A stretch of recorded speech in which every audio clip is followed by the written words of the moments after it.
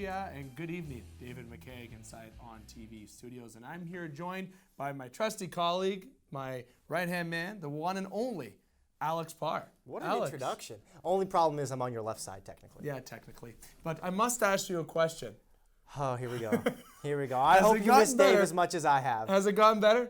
Honestly, I don't think it could get any better. It's perfect, dude. I got 2 notifications in my inbox, okay? And I want to see if everyone else thinks this is hilarious. I got a Tom Selleck picture. Okay. And a Ron Burgundy picture. I love the Ron Burgundy. Come on, Tom Selleck's pretty good, too. That is pretty awesome. That's pretty classy, like dude. But he doesn't have one right there. Okay, nothing there. It's nice and clean. Very smooth. Okay, that's moisturized. It's got a lot. Yeah, look at that. Beautiful face, though. But nonetheless, we got a show to talk about. We have a little bit of fun here. It's the last week of Movember. And inside Movember, you can donate. It's for a great cause, and that's why that I've done it, and a lot of other individuals have done it too. So don't hesitate to donate. If you haven't done it, much like Alex, you can also donate. But if you have done it, also donate. All around, it's for a great cause. Movember, I love it, and I love the mustache. Should I keep it or should I get rid of it? I'm giving you, the viewers, and also listeners, the opportunity to make my choice if I should keep or get rid of the mustache. Let him get rid of it so he doesn't have to hold it above me every time we start a show.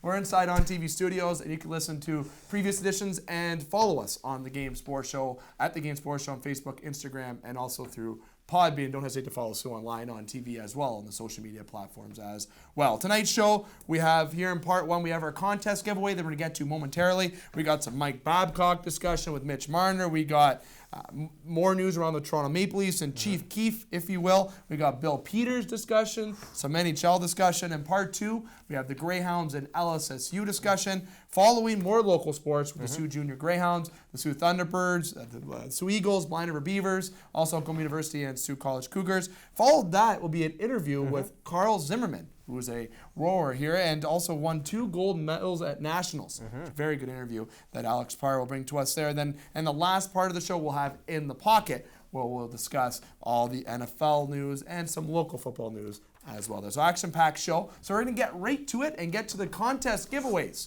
Here we have 2 hats courtesy of the Game Sports Show. We're not going to bend the hat over right now because then all the entries would fall all over the place, and we don't want that. But if you want to get a Game Sports Show hat, don't hesitate to comment below. They are fantastic hats. Use them at baseball. Use them for the course. Anywhere you go. If you just want to look good, you're going to wear one. Yep, and we also got T-shirts and stuff too. You can check on our website. So the prizes. Giveaway number 1 was for. Oh, you want to do this one number first? Yeah, we'll do. Okay. We'll go 2 first, then 1. But we'll say which one's okay, which. For sure. But the first giveaway that was giveaway 1 was giveaway tickets to CWE event here locally at Sioux Blaster. And then also we have a large pizza and 20 wing combo eat-in at Sports Center Bar and Grill, followed by a $25 gift card to Northern Superior Brewing Company. So that'll be drawn out of the hat that is beside Alex. And the one that's in front of me is giveaway number 2, which we're actually going to draw first, is a $25 gift certificate to Northern Superior Brewing Company and a large pizza with 2 toppings. Okay, and that is at Sports Center Bar and Grill as well. And it's obviously with Sports Center, been with the show since 2015, Alex. Since the very beginning. And Northern Superior since the end of 2017. Very loyal sponsors they are. We're very happy that they're able to give us some of these prizes, and they do a lot. We're very happy to do another giveaway. It's been a couple months. We had some time to go through that. So we're going to draw the first one right now, which is giveaway number 2 for the certificate and the pizza from Sports Center Bar and Grill. And I'm going to give Alex the courtesy of drawing it from here. And he's not going to look. I'm not looking. I'll take my glasses off. Can't see anything. Can't see. I promise you. I promise you. And the name. That has won. Dorothy Durston. Congratulations. You're going to enjoy a mouth-watering 2-topping pizza and some, crisp beer from Northern Superior. Definitely, and we'll have this posted on our social media as well. And don't forget, for the contest giveaways, you had to like the post, you had to share the post, and you had to like the Facebook page as well. And if you followed us on Instagram and you followed it and did multiple different pages, you had 2 entries. There was also bonus entry opportunities there as well. So everyone did a great job of doing that. And we also appreciate all the followers that we got. The reaction that we got and all the engagements on social media, it was flattering, it was fantastic, and it gives us more urgency to do more giveaways because we know you want that. But we're going to draw the giveaway number 1 for the tickets for the CWE, and then also another. We'll 2 names. 2 names fell out. We'll put the 2 names back in the hat, as you'll see. So there'll be the CWE tickets, as well as the $25 gift card and the pizza and wings from Sports Center Bar and Grill. So, Without further ado. Without looking at the beautiful background here at On TV Studios. He's got one name. Who is this? Lemuel Wade. Look at that. Lemuel Boom. Wade is the winner of the CWE tickets, as well as a $25 gift card to Sports Center Bar and Grill, for North Superior, as followed by a pizza and wing combo at Sports Center Bar and Grill. So definitely fantastic stuff there. Congratulations to Dorothy and Lemuel. And you can get in touch with the Game Sports Show, and we'll also reach out to you as well to where you can pick up your prizes. Alex, can't wait to do more contest giveaways. Oh my goodness, this is great. Once again, thank you to the sponsors. Thank you to you guys actually showing so much love on the social media page. That just helps us do our job 10 times better and hopefully keep you coming back for more. And we like the interaction. If you want us to give us a suggestion for a giveaway or how to do a giveaway, don't hesitate to comment with that. We'll like the jokes. We'll take the jokes as well. So you should have drawn my name. We like those comments as well. But to everyone who participated, thank you. And please continue to do so. Have more opportunities to win here on the Game Sports Show, the Twin Cities' only local, regional, and national sports show, radio and TV-wise.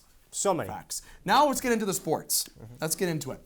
And we're going to start with Mike Babcock. We know Mike Babcock's fired. We know that Mike Babcock is no longer a coach of the National Hockey League. But for how long remains to be seen. We'll get to that very shortly. But the first thing we're going to jump into is Mike Babcock's comments towards Mitch Marner. Now, this was something that was hot off the press yesterday. Seems like Toronto media is just eating up everything. There's been so much controversy in that Leaf locker room, it seems like. And everything is just coming out right now.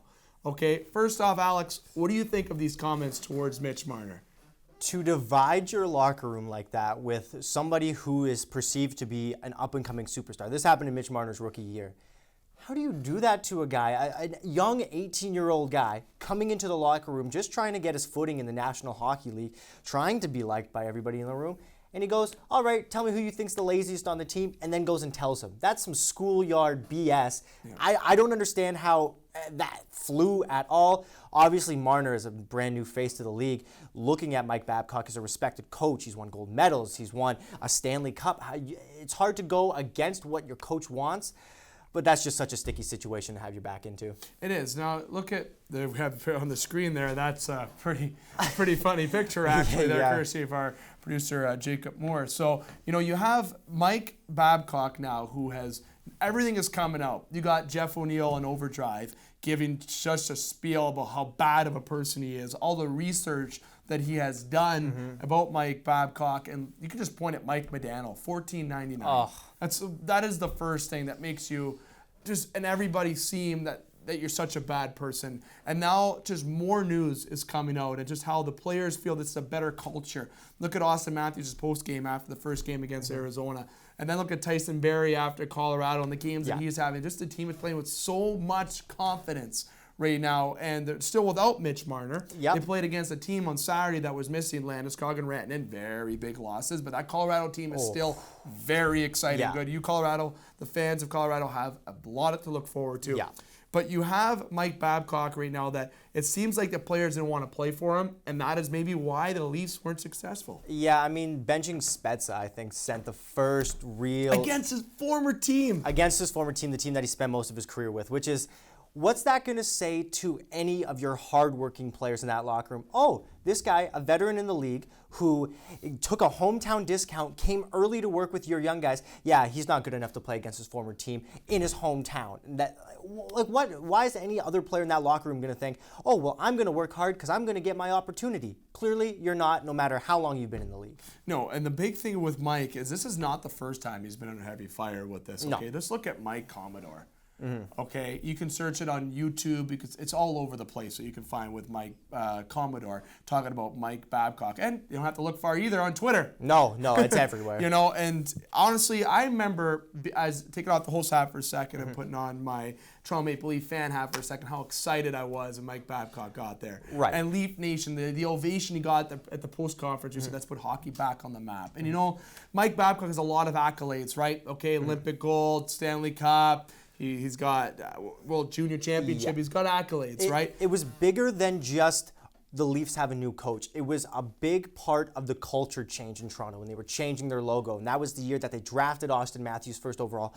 And their management up top is changing a lot. It was a big statement for the Leafs. And that made them a little bit more serious because the Leafs have lost out on X amount of free agents over the years because they didn't want to come to Toronto. But oh my goodness, they just got Mike Babcock, the coach that any team would have loved. And I think that was more of a statement than it was a good decision at the time. I mean, who's going to say no to Mike Babcock? But I think it speaks more of a statement than it does a great hockey move. I feel like there's a better way to word that, but I can't think of it right now. They brought him in. He put the team in shape, if you will. Yes. He got them in the right direction. Okay, then as soon as Sheldon got hired, Yeah. he even knew. He even knew Yeah. where he was going to be going afterwards. Okay, the development was there, and Dubas and Sheldon know each other. I wonder how. Oh, yeah. I don't know where they were familiar. Is it in our backyard? Setting records somewhere in Yeah, Sault Ste. somewhere. Marie? Yeah, doing something. Whatever. Yeah. So it's definitely working out for Chief Keef at this current point. The Leafs are playing a lot more positive. They actually play tomorrow in Detroit, looking to keep rolling against a team that's struggling in Detroit. They got to keep rolling right now. It's still not too late for the Leafs to get back on track, and they have the right person at the helm, obviously. There. Now we've got a couple more points that we're going to get to, Alex. Okay, but we're going to actually take our first break. Okay, Take a little bit let's of do a that. breather. Okay, when we come back, we'll get into talk about Bill Peters, and then we'll talk about Sioux Greyhounds and LSSU. So I want to say congratulations to Dorothy and also Lemuel for winning the contest giveaways. We'll be reaching out to them here through the Game Sports Show. It's great prizes. I just can't go wrong. Dave McCaig, Alex Parr. When we come back, we got some more hockey talk here on the Game Sports Show.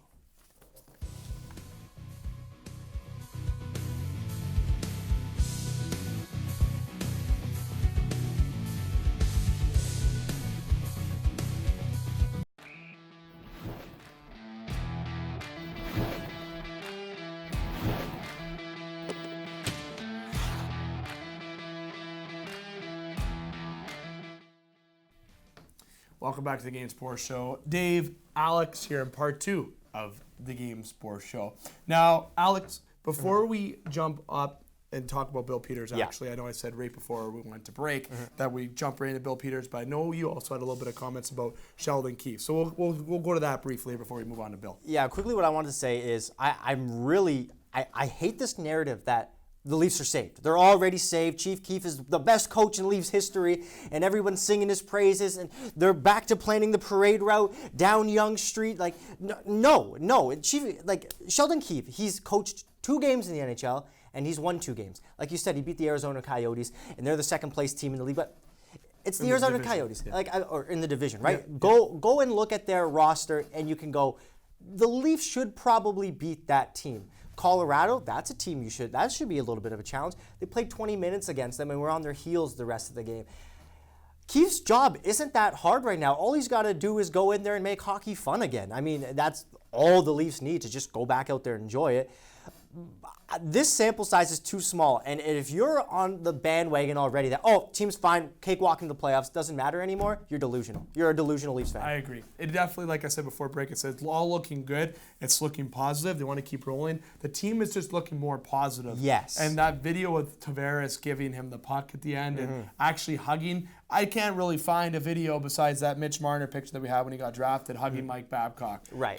There was never that affection, and I'm not saying that's a thing in hockey, but it is that you can tell that the chemistry is going to improve overall. When the morale is higher, the team is going to play better. That is where Sheldon's going to be effective because of how his modern coaching is going to be effective behind the bench. That is where I see it. And you know what? Who knows? Maybe he'll lose the rest of the year, like figure of speech speaking. But you know what? And we don't want to see that as if you're a Toronto fan. But at the end of the day, you see a different culture in that room already, and that was supposed to be the change right off the bat. Yeah, and that's the biggest stepping stone you want to see. You just want to see them enjoying playing hockey, not being miserable for once.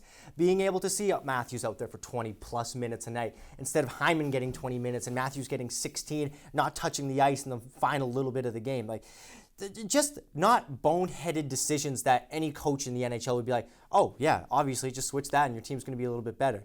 Yeah. Don't write the narrative that this team is perfect and fixed already. Let a few months play out, and you'll really see what this team is capable of. We will see, especially when they get healthy. But we got a couple more things to get to, Alex, before break. And we're going to get to talk about Bill Peters quickly before we jump into the Hounds and LSSU. Bill Peters. Uh-oh. Who's his best friend again? One of his think- best friends, yeah. Mike Babcock. Oh, it's not been a good time for people around Mike Babcock and Mike Babcock included. Bill Peters is in hot water investigation going on with Calgary Flames for, let's just say, for lighter words, a racial comments towards Alou when he was there in Calgary about his music preference in terms, and also just racial, very inappropriate comments that are not tolerated. You know, this is not going to mention names, obviously, but this is something that locally that we've known has been an issue way back in the early thousands, right? Yes. And this is something that hasn't been tolerated then, most definitely wouldn't be tolerated now or at all. No. So it's inappropriate comments. They're doing an investigation, but you have to imagine that given this controversy, that Bill Peters is going to be done as the Calgary Flames head coach. And I mean, this is, as rough as this is to say, it's not bad timing for the Flames because they are underperforming really. Are they going to bring in Babcock? Really? I honestly don't think Babcock gets another job in the NHL for a long time unless a team is very desperate. What does that tell your locker room if you hire Mike Babcock after all of this comes out? Right? As a general manager, what message are you sending to your team?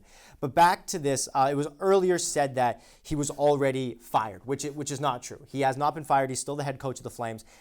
I think the investigation is the best way to go about it. You can't just go ahead and pull off decisions just because of tweets online. No. I'm not siding with anybody right now, but the league and the Flames themselves both need to do their investigations, and I'm very confident both those organizations will make the right decision. Now, he might get relieved of his duties while we're aired right now. Right. He may, things could happen. It's a real hot topic right now. We'll definitely keep an eye here on the Game Sports Show, and we'll share it on our social media pages as well to keep you updated with Bill Peters. Not appropriate. That is no. That if all true, if all accurate, he's out. And Gone. also, I think even given the situation how Calgary is doing, I think it's time to cut ties. Yeah.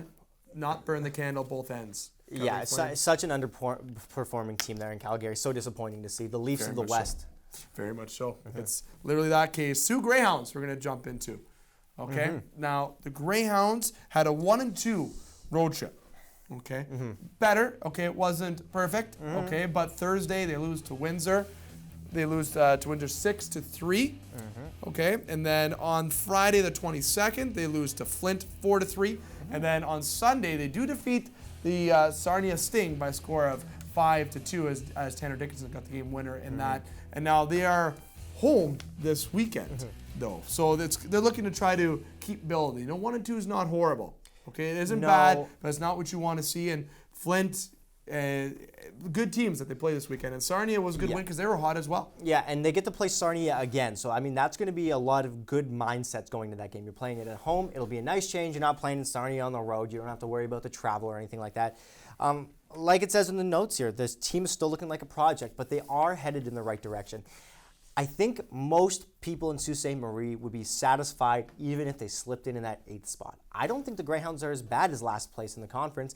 They scored the second most amount of goals, as we mentioned last week on the show. So clearly, something's right. Tanner Dickinson, for example, we just highlighted him there in the graphic. He's been top 5 in rookie scoring since the season started.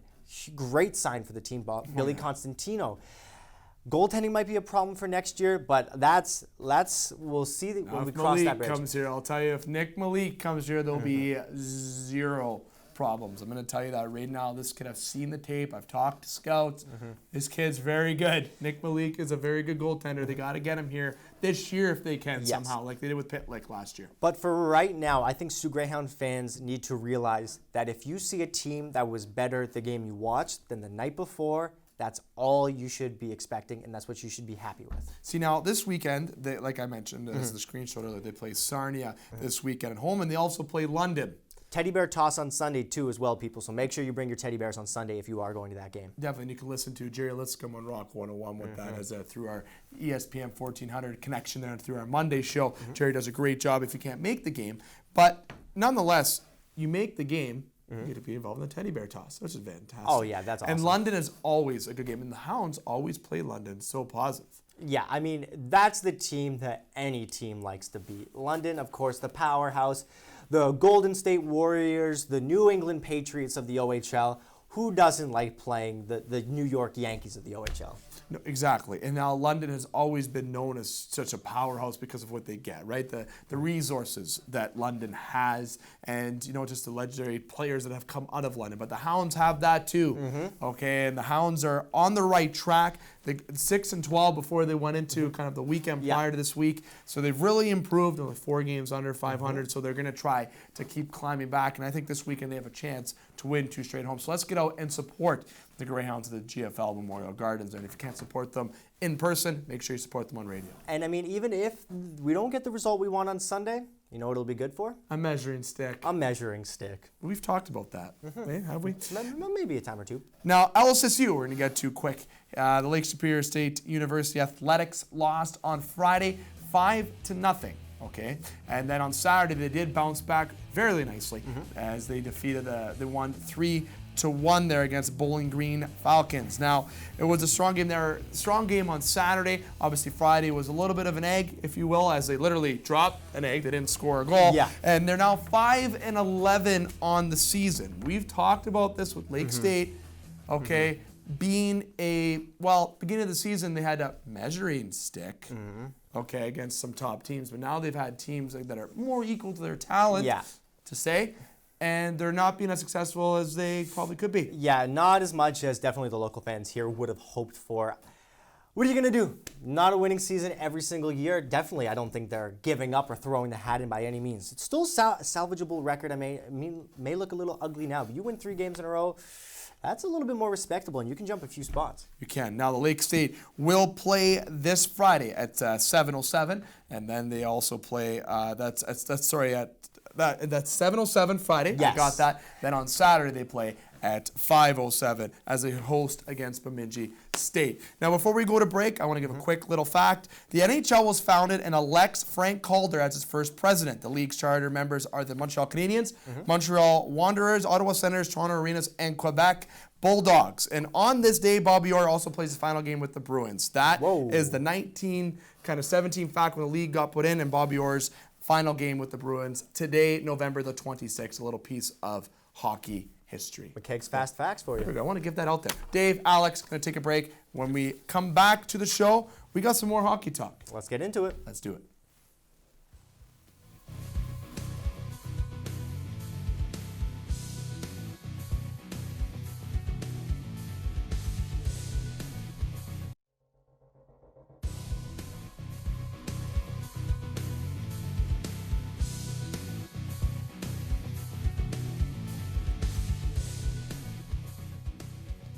Welcome back to the Game Sports Show. Dave McKegg, Alex Parr.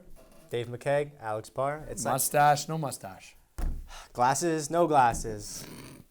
We may not have the looks. He may not have the dash. Do your show. The Game Sports Show. Oh, yeah, that's Singing songs, courtesy of Million Ways to Die in the West. Good movie, very good movie. Neil Patrick Harris, good song. That's actually my ringtone on my cell phone as I point to myself, and that's not even visible on the screen. We're going to continue our... I'm glad we're going to continue. Let's go. Let's go. With the short segment, we got a lot to pump out. Local hockey here. We're going to jump into Sioux College Cougars. Last weekend, they split. Oh. They're lost. They're killing it this year, though. They're absolutely killing it. 13-3 right now, top team in the ACHA Division II. Obviously, top scorer is Ryan Venderman with 57 points. As this weekend they play, next weekend, Saturday, December 7th against the Golden Eagles, and also the Sunday, December the 8th against the Golden Eagles. Yeah, they got a bye week right now, but that 57 points for Ryan Benjamin, 18 games. 18 games.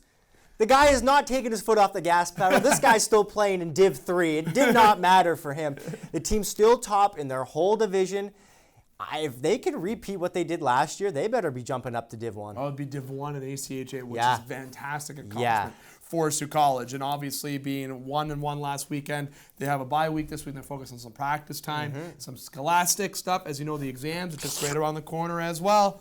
You know, it's just to remind you students out there that the exams are just around the corner. We don't have to do exams. Yeah, as I know that Audrey, our camera individual, will love hearing that. So we have last week, Venderman was very prominent in the game. Mark Desone, Max Culp, the usual suspect there with Sioux College. Fantastic job with Sioux College athletics in general. Check them out on Facebook and Instagram. When you talk Sioux College Cougars, you could literally just pop in a recorded tape and hit it and just have it say Ryan Benjamin scored, Mark Tassone scored, and Max Cool assisted and scored. Austin Roll. Every time. It's the same names that are just superstars every time they step on the ice. And Marquette, don't forget, that's why I should have mentioned at the top, was the Marquette Golden Eagles that they play after this weekend. So fantastic matchup there. Marquette and the Sioux do have a history of rivalry there, most close to Michigan, but there's still a little stuff there. I'll let you research that as the viewer. Algoma University, going to get to right now quickly. The Algoma University basketball teams were in action this past weekend as well. As you know, they play Friday though this weekend. Okay, as they play against the Warriors this weekend, and the women's team as well play Friday the 29th. So you have the men's team right now, they're back in action this weekend, as mentioned, on the road against Waterloo, and then the women's team as well. Just last weekend though, in Friday night action, Windsor defeated Algoma. Okay, and also on Saturday, Windsor broke free, which was a tie game, and that had a strong third quarter en route to a 55-43 win for the women's side. The men's, there was a, let's say, kind of Algoma trailed by 7 through one quarter before taking a 1-point lead into the half, en route to a 95-86 win. So it was fantastic there. Nicholas Gilleen had of Algoma led all scores in the contest with 28 points. Wow. Definitely fantastic. Lights out. OUA basketball there for sure. The men's game on Saturday saw Windsor in that game rebound for a 90-81 victory there. Dewar had 17 points to pace Algoma in that, and as I mentioned, they play against Waterloo this upcoming weekend. The NOJHL, the Sioux Thunderbirds were in action this past weekend, as were the Eagles and as were the Beavers. Yeah, once you see this graphic with the Eagles and the Beavers, you're going to be blown away. Oh, blown away. Yeah. Okay, Powassan comes here to Sault Ste. Marie, Ontario, the first game of the trip. Yeah, and they play against the Thunderbirds, okay? And then they play against the Eagles, and then they play against the Beavers. And as you see on the screen there, the Eagles pull away with a 5-1 win on Saturday. Then Blind River on the Hockey Fights Cancer Weekend at Blind River, 9-0. The Eagles ended a 21-game winning streak, and that is not a shot at the Sioux Eagles by any means. But if you look at where they are in the standings compared to the Voodoos, that's a game where you basically write off and you say you know what's going to happen. Yeah. And then the Best Eagles, team in Canada. The Eagles handed them their bottom on a silver platter, 5-1, crushed that 21-game winning streak. Bye, see you later, flushed down the toilet. And then Blind River said, I want a taste. And they smelt blood, and they absolutely tore the Voodoos apart. And every aspect in that game, every aspect, watching the clips, everything, forechecking, speed, scoring goals, obviously, goalie outplayed, coaches, everything was just Both all Beavers, goalies all outplayed. Beavers. Yeah, literally all Beavers action there. Now, you were a coach at one time too. If you're the Voodoos head coach, what are you telling them after such a brutal weekend? Oh, you are really trying to get the team morale back up, Yeah. the confidence back up. You're observing game tape. You're trying to connect with the players that maybe did not show up this weekend. You're trying to improve your road aspect, because now you're thinking maybe on this road trip that might become damaging, become playoff time, that they might not be able to play all 3 games against the tough teams that are. Sudbury, I got to throw them in there too, but including Blind River, Sioux Eagles, and the Thunderbirds. It's a tough road trip to make up here. Now they know how tough it is that the Thunderbirds and Eagles have had to go through already this year. So Powassan got a taste of some road action. I think that's what you got to focus on, is improving the road aspect. A big taste. But the Thunderbirds also, they did not have the same success against Powassan, losing 4-1 in that game, and that was on Friday. And on Saturday, the 23rd, they played against Hearst, and they ended up losing in a shootout, 4-3 in the 8th round. And then you can check out the Thunderbirds' Facebook page there as well. So Wednesday, they play November the 27th. The Thunderbirds play against Rayside Balfour in that game, and we all know that is a big game. And they also travel to Powassan on Saturday. Powassan's going to be very hungry, trying to make a statement in terms of a Sioux team. And also they play Rayside Balfour on Sunday as well. So the last thing that I'll say, with the Thunderbirds not having the same success as the Eagles and Blind River, what does that say to the Thunderbirds? How does that make you feel if you're a Thunderbird player right now, Alex? You better want to go replicate what those 2 other Northern Ontario teams did. Well, Northern Peninsula for Michigan, I guess, for the Eagles. But you know what the point I'm getting across is, where you lost 4-1 to them, and then they got their booties handed to them twice back-to-back. There's no way that the Thunderbirds don't already have this circled big on their calendar as a huge statement game. I don't want to use measuring sticks. We know now what each team is capable of doing. I still think the Thunderbirds have a chance to pull out a win against the powerhouse Powassan Voodoos. Literally a powerhouse. We're ranked #1 in Canada.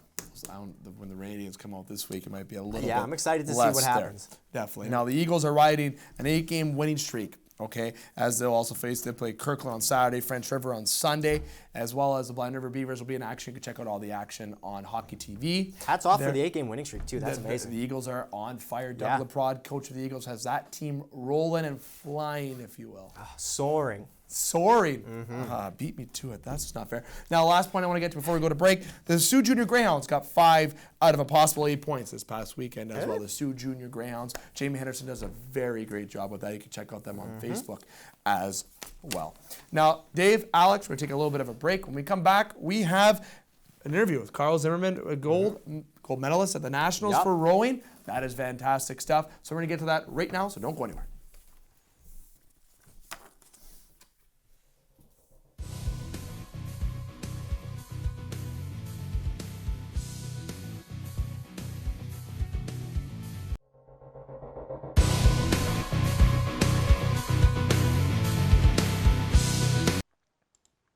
And now welcome back to the Game Sports Show, where I'm joined by rower and, more importantly, a 2-time gold medalist just this year, Kyle Zimmermann. Kyle, I want to thank you so much for taking some time out of you. I can only imagine it's your very busy studies.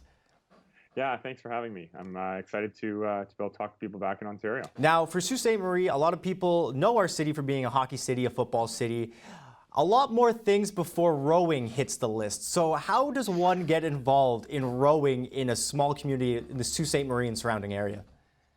Yeah, that's right. It's really tough. So in high school, I was not a rower. I was cross-country skiing with Sioux Finnish Nordic, and I did track and field and cross-country running for Cora Collegiate.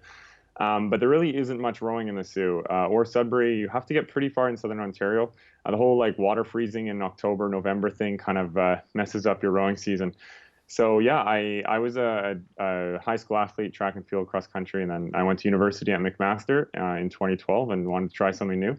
So that's where I walked on as a novice, fell in love with the sport, and the rest is history. But there aren't too many opportunities in Sault Ste. Marie. There used to be a place called Rytack that had it, but I think they closed down probably 10 years ago now. Right, exactly that. Now, I'm assuming a little bit of what played into your rowing decision has to be your dad's background, which is quite well documented. Can you tell me a little bit about your dad's background in rowing?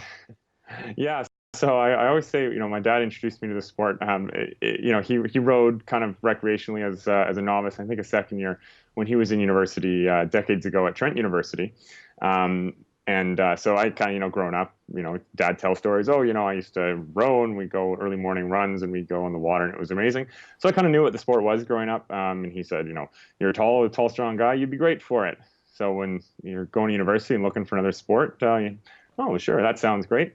And then kind of at the same time in the summer of 2012 at the London Olympics, Canada got a silver in the men's 8, which is kind of the most prestigious event, the heavyweight men's 8. So that looked good. Canada was doing well in rowing. I had always heard about this sport from my dad and been told that, maybe I had the right body shape for it. So decided to try it out and yeah, I love the sport. Was there any convincing you needed to happen where you went, come on, Dad, I don't want to do your sport. I got my own sports I'm doing. I want to be good at what I want. Was there any convincing where you went, okay, actually, maybe he's right. Maybe this is something I'd be good at?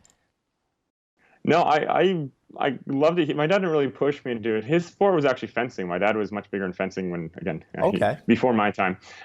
So yeah, I just kind of knew about it from him. And when I started the sport as a novice, we were of course horrendously terrible.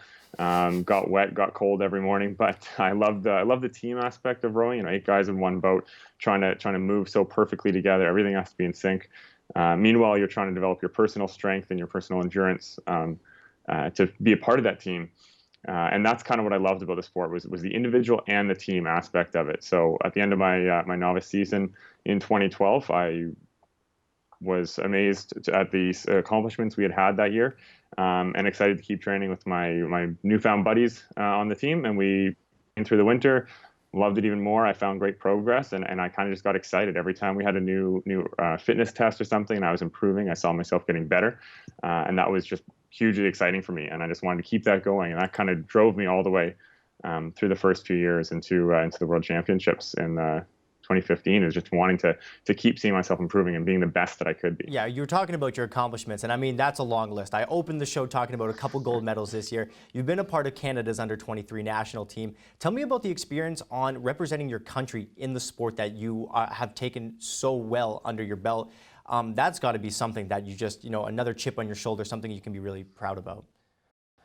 Yeah, I mean, to be able to represent your country against the best of the world from all the other countries is something amazing, and you can't really describe it until you're sitting on the start line of.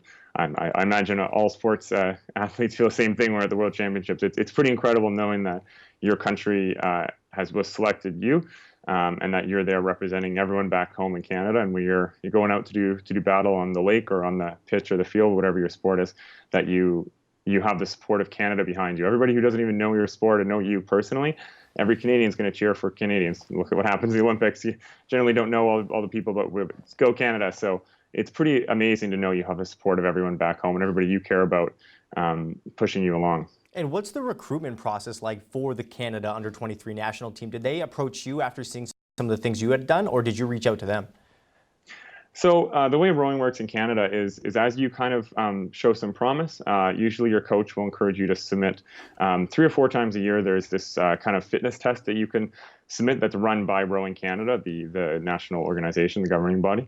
So you can kind of submit some fitness scores, and then they have a database for you. So every few months when you submit scores, your database gets updated.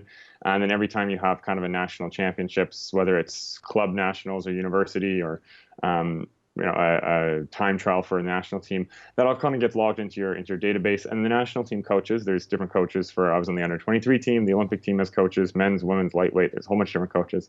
They're kind of one of the responsibilities is to monitor all the up-and-coming athletes and start inviting them out. So they invite them out to training camps and different races. And then once you make a commitment, so in, I guess, the summer and fall of 2014, I decided that I wanted to represent Canada internationally next year, and I set that as my goal. And so then coming into that winter, I kind of emailed the coach and said, look, this is my goal. Please make sure I'm on the list to be considered. And he said, yep, good luck. They gave me some advice and kept in touch over the winter. And then coming into the spring of 2015, I went to the national selection trial, which is 1 week kind of. And it's kind of an all out. You just get thrown in at the beginning through time trial, series of seat racing, which is where you race guys against each other in different combinations of boats. And eventually you kind of whittle down until you select your final crew. Now, when you are actually in one of the boats competing against another boat, but all vying for the same spots, how do you tell which is the best rower in either given boat? I mean, you could be in the middle trying to do your best to get that coach to notice you. So what sort of things do you need to do to get noticed on a team so big? So consistency, I mean, the rowing technique, everyone comes from different coaches at your club, so we all have a little bit different technique. Your ability to adapt, so there's, again, the national team coaches have a different, very slight variation of technique than what they're looking for. So when they tell you, sit up taller or be a bit faster on the finish or, do this, a couple different things. For when they give you advice, if you can quickly pick up on that and make that change, and they can see that you're not just stuck with the one style that you learned, but you can adapt and start moving with the other guys in the boat. Again, that movement is so important. There's 8 or 4 or 2 guys, depending on the size of your boat, but there's other guys in your boat, and you have to be so perfectly and harmoniously in sync with everybody to make the boat go fast. So your ability to kind of match up, that's what the coaches are looking for. They can teach you a style. If you're adaptable, they can teach you how to row fast. They can teach you the right technique, but you need to be able to adapt, and that's what the coaches are looking for. So asking questions to the coach, hey, I think I'm feeling this. Like, is this what you're seeing? And they'll go, no, actually, you're way off the mark. You're not feeling it right. What are you talking about? You should be doing this. And, okay, sure, I'll get on that. And being able to adapt and improve with the crew. And I guess adaptability could be one of the biggest factors in any given team sport, really. But now that you're coming into your first year at UBC, this is a team that won already, and now they've won again. But coming into a program that's already been a championship caliber team, does that add any pressure or nerves for you for a first-timer coming into the program?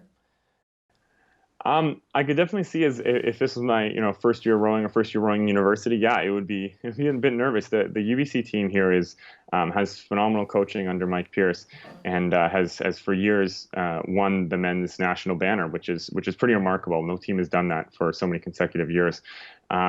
And so yeah, it could be a little bit intimidating. I approached this, I'm doing my PhD here now. I'm not out to prove anything. I've had my time with the national team. I'm just here to have fun. So I kind of came out to the team with the intention that I'm going to throw everything behind it, but I'm focusing on having fun. So I wasn't really intimidated. There was no pressure on me that, if I don't make this, it's going to be the end of the world. Like I said, I'm just here for a good time with the boys and to see what we can accomplish on the water. Now, I feel like I have to ask this question. This is your last year of rowing in university. You've got Olympic blood in your bloodline. Are you ever going to take a look at going into the Olympics? I mean, I'm sure you're going to have your #1 fan and your dad cheering you on if you decide to make that decision. Yeah. Right now, it's not in the books for me. I had an amazing time on the under-23 team, and I would highly recommend anybody who has ambitions in their own sport, pursue it as far as you can, be the best you can. I did that, and I had an amazing time. We won gold at the World Championships in 2015, and that's something that'll stick with you forever. But there's other things in my life that I really enjoy. I decided to come back to school. I finished my undergraduate degree. I came out here to UBC, the beautiful West Coast, and I'm pursuing a PhD now, and enjoying the weekends in the mountains, hiking, fishing, doing all that. And the commitment to being on the Olympics it's a full-time commitment. The guys in all the sports who do that, it's 3, 4, 6 years of their lives. That's what they do. They are Olympic athletes full-time, and that's a pretty amazing commitment by them. And so for me right now, I'm really enjoying the PhD work we're doing drinking water treatment, providing safe and clean drinking water for First Nations and small communities across Canada and hopefully eventually across the world. And that's something that I really believe in and that I'm happy spending my time doing. So the Olympics, rowing's a late entry sport. They say you can be in the Olympics till you're 35, so it might be down the road. But right now, I think I'm happy to watch all my former crewmates as they pursue Tokyo. Well, if anybody is a little disappointed in the fact that you aren't going, I feel like your answer is, a pretty acceptable one for the work that you're trying to do. And if this really is your last year of your collegiate or your university athletic career, what does the end of your year look like? What competitions or maybe what goals do you want to set or hit before you hang up the paddles, I guess? Yeah, so I mean, we had a pretty amazing national championships there. Until this year, I never would have imagined being able to win 2 medals in 1 year. At McMaster, we just didn't have the bodies. We didn't have the size of team to pull off the big win in the 8 and then also the small boats. But this year we won the 8, and I was fortunate enough to win the single for a second time this year. So that's a pretty great way to end it. I'm very happy that that's one of the last races of my university career. We do have one race left in February called Brown Cup against UVic. It's just a head-to-head dual race. And again, I've never raced that, but that's kind of a legendary rowing race in Canada. So I'm excited to try out for that team and hopefully get a spot in that boat and do our duel with UVic. So that might be it, but who knows? There's always fun events at the Masters level, or I have one of my former friends has found his calling now after his university career. He's now doing coastal rowing for Canada and the world.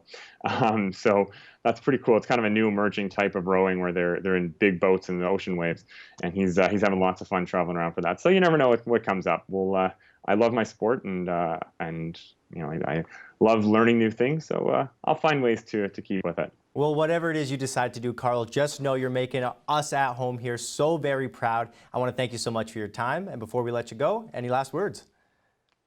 Yeah, for anyone who's out there, young athletes who you're starting a new sport, it's tough, but you know what? Pursue it. Be your best. Just love being your best. Every time you have an opportunity to be better, try to be better and be so happy every time you are better. And if you take that mentality, you can take that all the way up. Keep setting your goals, the provincial, the national, and then international level competition. And the feeling of amazing satisfaction you get when you achieve each of those goals along the way is something amazing that'll stick with you for the rest of your life. I don't think anybody could have said it better themselves. Carl, I want to thank you so much, and I want to remind you to stay tuned to the Game Sports Show, which will be returning right after this.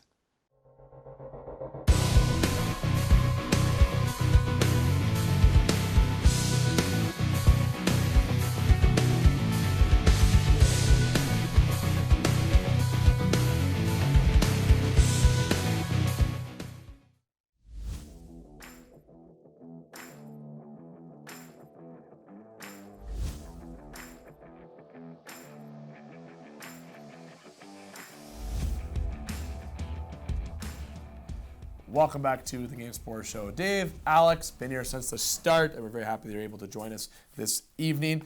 Alex, great show. We had a great contest as well. We're hoping that everyone enjoyed participating in that contest. And as I mentioned earlier, don't hesitate to comment below about, giving us some suggestions for contest giveaways as well. So we're going to get into, as the graphic mentioned, In the Pocket. You missed it. Audrey missed it too. Okay, well, you guys got it.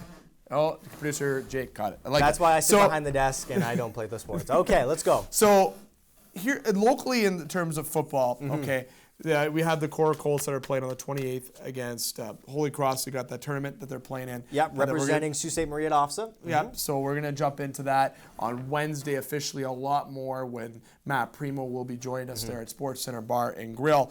But in terms of the Cora Colts football program, you will see right now as they play on the 28th, it starts at 3:30 p.m. 3:33. I don't know where I'm getting numbers from. 3:30 p.m. at McMaster University in Hamilton. And you can see what they're doing on their Instagram page at Core Football. Tom Anna is doing Tom Anna things. They're putting out monster teenagers. You see them lifting these weights. Yep. And I'm just like, I will never do that. And that kid's 14 years old. So I don't know what they're putting in the water there, but whatever it is, it's right. Yeah, they're doing a great job there. You can check them on social media. They got the attention of the community, if you will. Absolutely. And the Game Sports Show has been involved, and we're obviously very close with Cora because of some of our analysts being involved with the coaching staff. But we cover all the local teams there, but Cora Cole's definitely going to be representing us in Sault Ste. Marie again this year, and the best of luck to them. We'll get into more discussion on Wednesday about that. But we're going to get into more NFL discussion just momentarily. Before we jump into that, quickly, the CFL. I know someone behind, let's say, the cameras, if you per se, would like a little bit more discussion on the CFL from that end. So we'll give that a little bit more as much as we want to. Obviously, CFL is obviously great, as just joking aside. Winnipeg winning their first title since the 90s, my friend. Buddy can wear his pants 30 years. Did you hear about that guy? He said he would not wear pants until the Winnipeg Blue Bombers won it. He can finally, after 29 years. That's a video online. Put on his slacks again. And Andrew Harris, thank you for representing Canada in the way you did. The first ever most outstanding Canadian and Grey Cup MVP. Definitely fantastic. Now you can put on a pair of pants. That's good. He doesn't have to wear shorts in the cold because Winnipeg is cold winters. Woof. Okay, you think it's cold here. I almost feel like if I should do that, maybe not put on pants until the Toronto Maple Leafs can maybe win the Stanley Cup. With the blizzard that's happening tomorrow, you will eat your words if you say that. So let's not make you stick to that. It was a great game as well. The Grey Cup is always so exciting. The CFL in general is obviously so exciting. Right. And we talk about it as much as we can here on the Game Sports Show. Obviously, our coverage with local NFL kind of runs involved in front of that. But with the CFL, Winnipeg, congratulations, and for the first title in 30 years or so is fantastic. Yeah, absolutely. It's great for the city of Winnipeg, it's a very passionate fan base, very passionate. The NFL, we got to before we wrap up tonight's show. Last week was as advertised in a lot of different ways. Okay, how about let's not go to the Packers Niners game. Okay. We all know how the Packers Niners game went. I said we'd end the undefeated streak, and I say we because I got my cheese head on. And we got absolutely steamrolled, and it wasn't even close at any point during that whole game. So, wow, if I've been wrong before, I'll be wrong again, and I was wrong this time. Yeah. Now, as the graphic mentioned, we have our game of the week. It's going to be this week. Last week, I said the game of the week was the Patriots and Cowboys. Okay, and obviously, you had Green Bay and yours. And the Baltimore Ravens absolutely, as I hold the L there, Rams got rammed. Okay, like they're for real. Jackson, the boys are for real. 10 sure, they're for real. I'm telling you right now.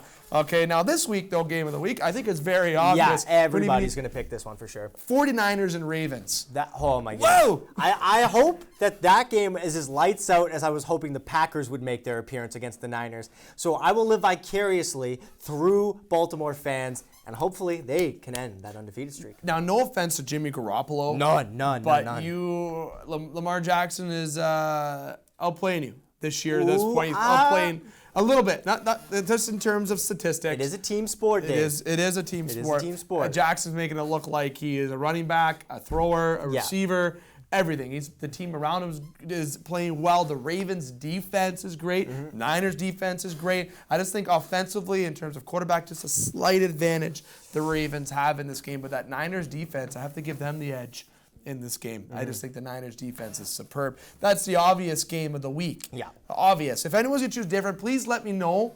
Okay, and as to why you're choosing different, because I need to know this rationale. Because there's nothing, I'm circling this.